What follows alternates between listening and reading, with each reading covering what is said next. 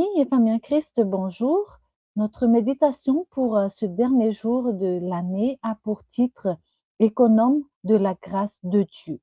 Il s'agit d'un manuscrit écrit le 31 décembre 1903 et qui avait pour titre à l'origine Le chemin étroit.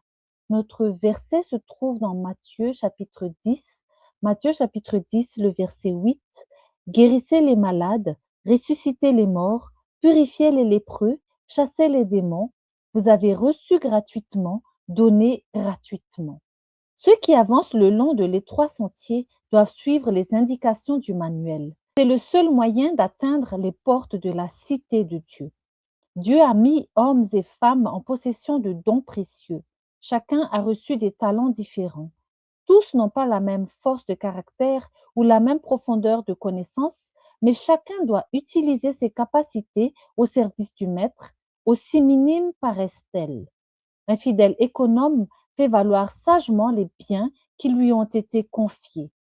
Les capacités de l'esprit et du corps doivent être surveillées attentivement. Elles ne doivent pas être affaiblies par un mauvais usage. Chaque élément, aussi minime soit-il, exerce une influence sur l'ensemble. Un nerf ou un muscle maltraité diminue l'utilité de tout le corps. Ceux pour lesquels le Christ a donné sa vie devraient amener leurs habitudes et leurs coutumes en conformité avec sa volonté. La parole de Dieu déclare: l'âme qui pêche, c'est celle qui mourra.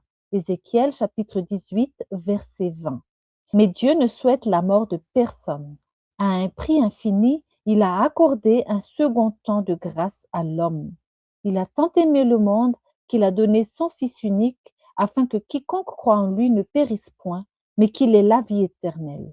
Jean chapitre 3, verset 16. Ceux qui ont reçu la lumière de la vérité pour notre époque ne devraient-ils pas établir des liens intimes avec Dieu, utilisant leurs capacités pour faire progresser l'œuvre du salut des âmes? Ceux qui possèdent la compréhension des Écritures ne devraient-ils pas partager cette science avec ceux qui ne connaissent pas la vérité? Sur celui qui croit en la vérité présente repose la responsabilité de travailler pour les pécheurs. Dieu lui indique sa tâche particulière, la proclamation du message du troisième ange. Il doit manifester son appréciation pour le don merveilleux de Dieu en se consacrant à l'œuvre pour laquelle le Christ a donné sa vie.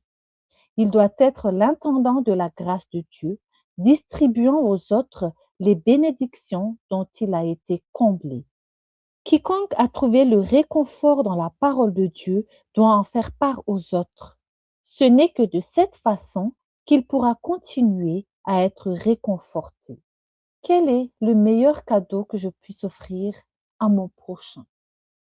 Chers amis et familles en Christ, que Dieu puisse nous bénir et à bientôt pour de nouvelles méditations.